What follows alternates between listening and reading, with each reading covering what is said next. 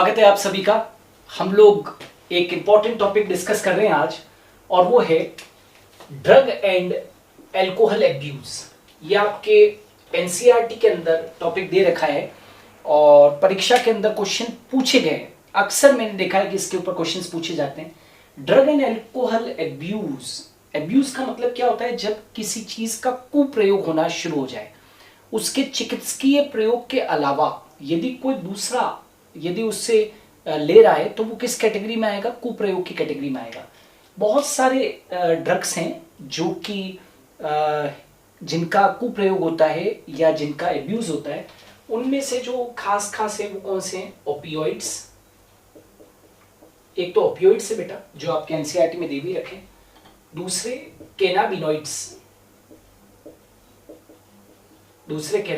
हैं। और तीसरे जो हैं वो कौन है? That is known as coca alkaloids. Right? ये तीन तरीके के ड्रग्स हैं जिनका क्या हो रहा है बेटा? एब्यूज हो रहा है। ठीक है। और उनमें से आज की क्लास में जो हम लोग पढ़ाने जा रहे हैं वो है ओपियोइड्स।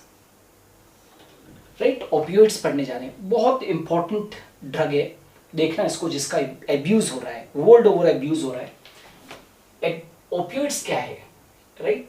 ये ऐसे ड्रग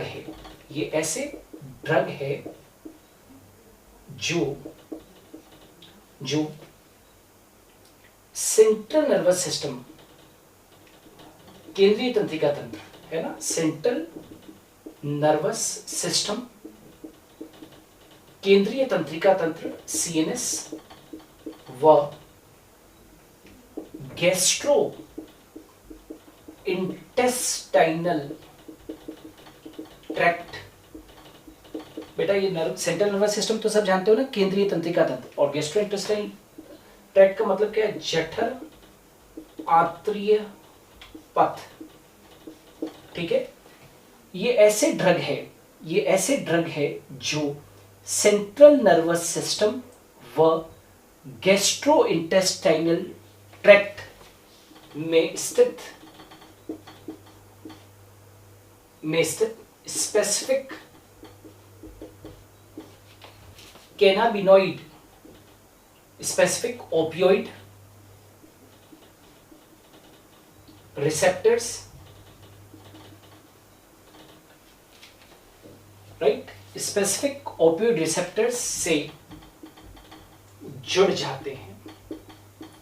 जैसे ही कोई व्यक्ति इनको लेता है तो ये ड्रग सेंट्रल नर्वस सिस्टम और गैस्ट्रोइंटेस्टाइनल ट्रैक्ट में उपस्थित ओपियोइड रिसेप्टर से जाकर जुड़ जाते हैं।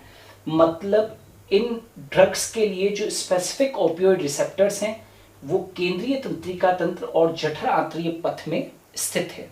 ठीक है। अब ये जो ओपियोइड्स है ना, इनको कॉमनली क्या कहते हैं हम लोग? राइट?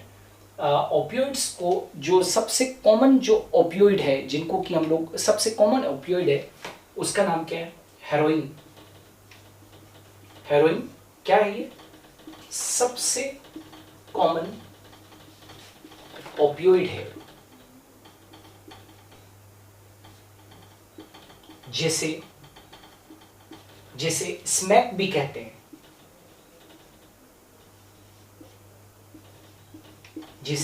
कहते हैं, मतलब पॉपुलर भाषा जो है, पॉपुलर भाषा में इसे क्या कहते हैं? स्मैक भी कहते हैं। तो हेरोइन और स्मैक अलग अलग नहीं है। हेरोइन सबसे कॉमन ओपियोइड है जिसे हम क्या कहते हैं? स्मैक के नाम से जानते हैं। जिसे क्या कहा जाता है? स्मैक के नाम से जाना जाता है। एवं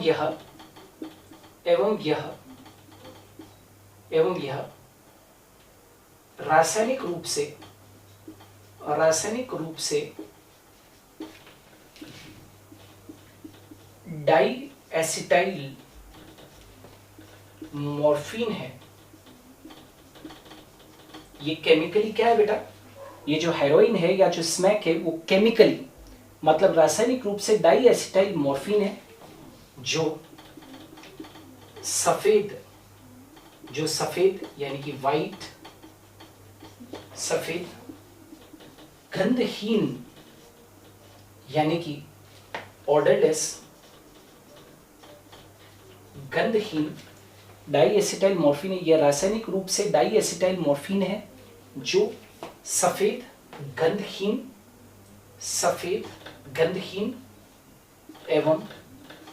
एवं बिटर मतलब कड़वा और रवेदार पदार्थ है। रवेदार मतलब क्रिस्टलाइन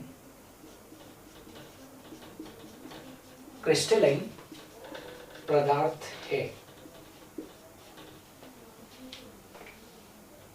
जो किससे बना है? जो मॉर्फिन के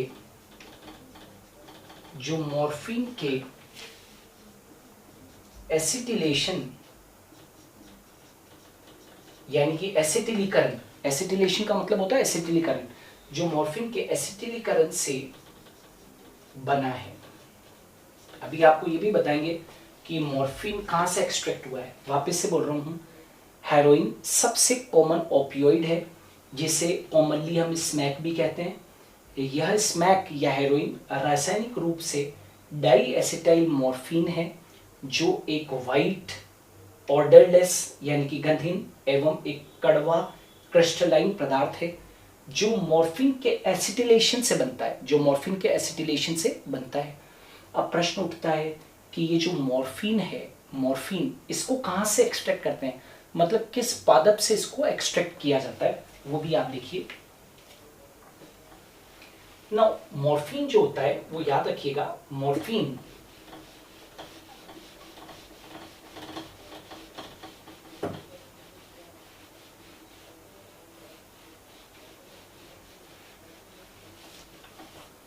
ये जो मॉर्फिन अभी हमने बात की,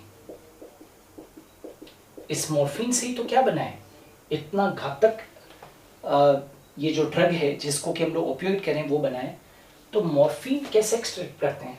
तो इसे पोस्त के लेटेक्स से एक्सट्रैक्ट किया जाता है।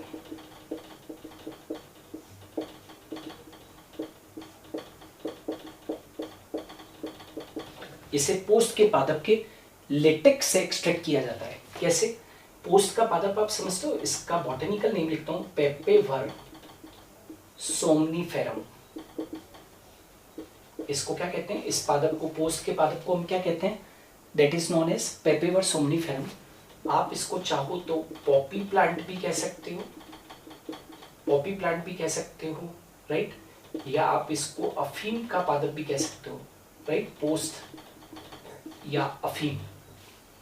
तो पेपेवर सोमनीफेरम या पॉपी प्लांट या अफीम या पोस्ट। तो वास्तव में जो अफीम है, राइट, वो अफीम जो है वही तो क्या है, इसकी सोर्स है, हेरोइन की क्या है, सोर्स है। तो पेपेवर सोमनीफेरम प्लांट से ये मॉर्फिन क्या किया जाता है, एक्सट्रैक्ट किया जाता है। तो मॉर्फिन क्या है, इसे पोस्ट के पादप के लेटेक्स से एक्सट्रैक्ट किया जाता है। मतलब पोस्ट का जो पादप है उसका जो लेटेक्स है वो वास्तव में मॉर्फिन का क्या है, सोर्स है।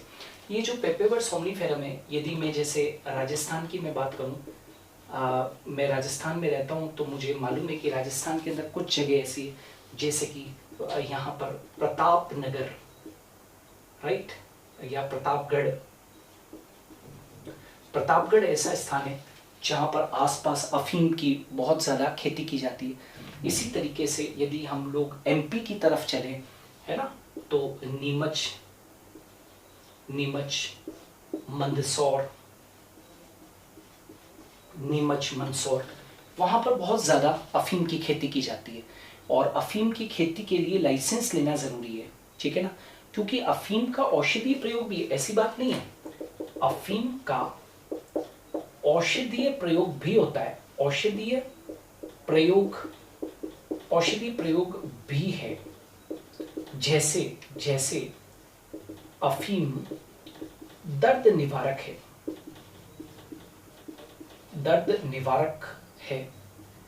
ना। दर्द निवारक मतलब अफीम जो है वो क्या, पेन किलर है। कई सारे पुराने लोग जो है वो इस अफीम को पेन किलर की तरह यूज करते थे। लेकिन वो उसका एक नियम, एक बहुत संयमित प्रयोग, बहुत हल्का डोज लिया जाता था।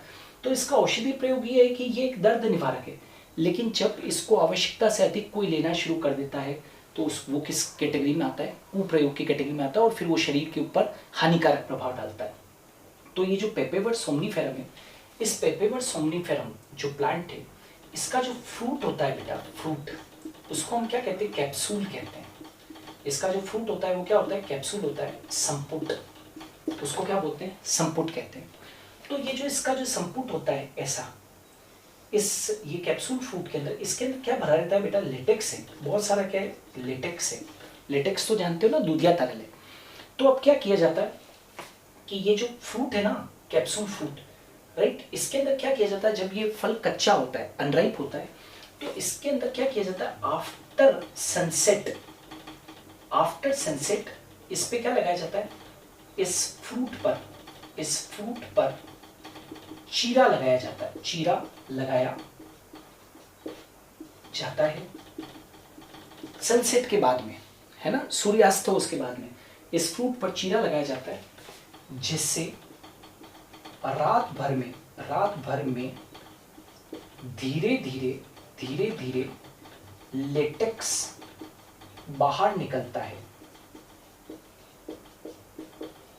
अब आप जानते हो कि रात को टेम्परेचर कम होता है, राइट, रात को टेम्परेचर कम होता है, तो ये लेटेक्स धीरे धीरे निकलेगा और सूख जाएगा, उस फ्रूट के ऊपर ही निकलकर, और क्या हो जाएगा, सूख जाएगा, बाहर निकलता है।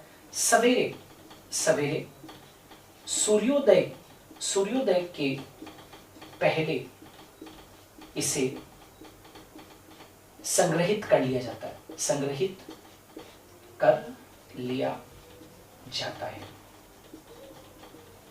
बस यही लेटेक्स जो है वो अफीम का क्या है, सोर्स है, मॉर्फिन का, ये क्या है, मॉर्फिन का सोर्स है, और मॉर्फिन के एसिटिलेशन से तो डाई एसिटाइल मॉर्फिन बनता है, और डाई एसिटाइल मॉर्फिन क्या है, हेरोइन या क्या है, स्मैक है, ठीक है।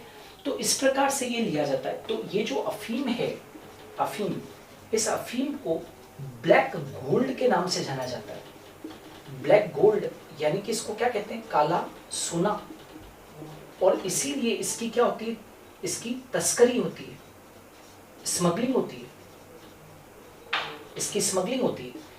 कई बार जो लाइसेंसधारी लोग हैं वो तो अफीम को लाइसेंस के थ्रू बेचेंगे, लेकिन इसकी अवैध खेती बहुत ज़्यादा होती है, और इसको ब्लैक गोल्ड कहते हैं।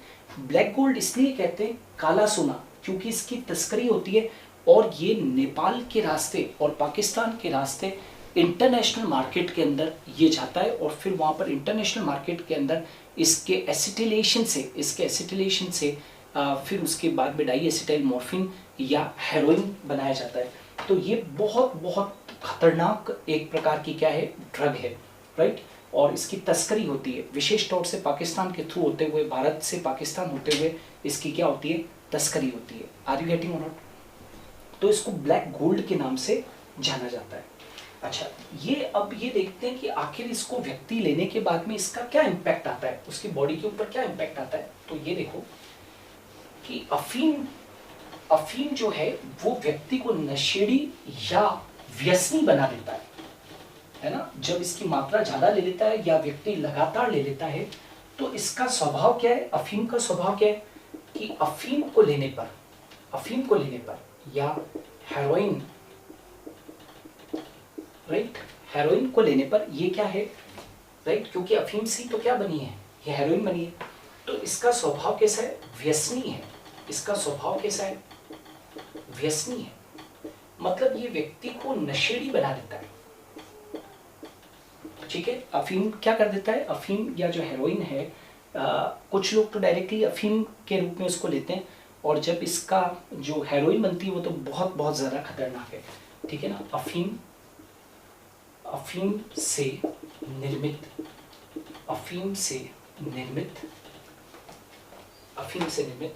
हेरोइन बेहद खतरनाक ड्रग है ना। ये काफी क्या होती है, महंगी होती है, काफी महंगी होती है, इसलिए इसके साथ कई हानिकारक पदार्थों को मिला दिया जाता है एवं यह शरीर के लिए बहुत घातक होती है। मतलब समझ में आ रहा है बच्चों? इसके साथ में क्या है, बहुत महंगी होती है ना।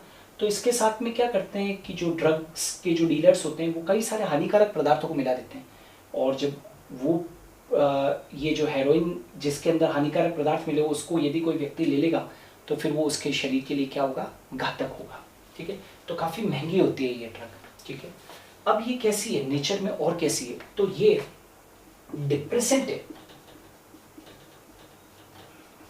ये डिप्रेसेंट ड्रग है ना। ये निद्रा व आलस को आमंत्रित करती है।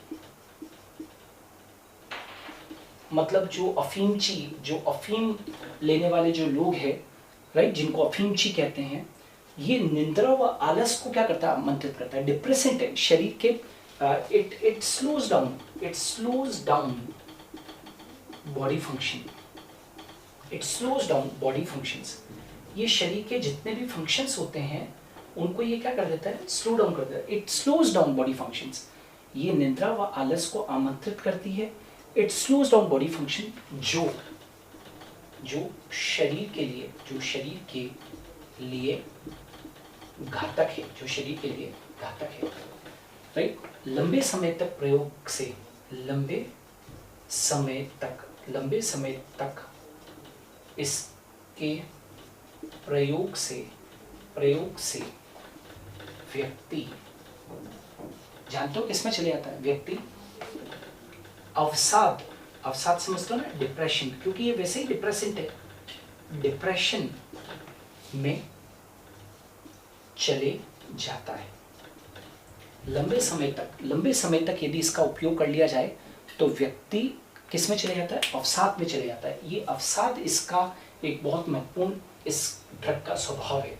ठीक है, अब इसको कैसे लिया जाता है, ये जो ड्रग एडिक्ट होते हैं वो कैसे लेते हैं इसको, क्या करते हैं, वो आप देखिए, राइट। देखिए, इस ड्रग को, यानी कि हम बात कर रहे हैं हेरोइन की या स्मैक की, हम बात कर रहे हैं, इस ड्रग को सूंघ कर यानी कि स्नॉरिंग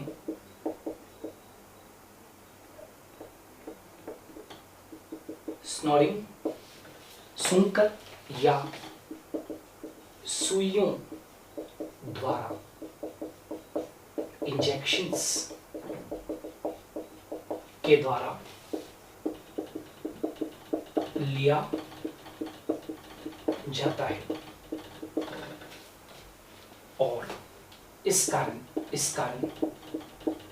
विशेष तौर से सुइयों के कारण बात हो रही है, इस कारण कई बार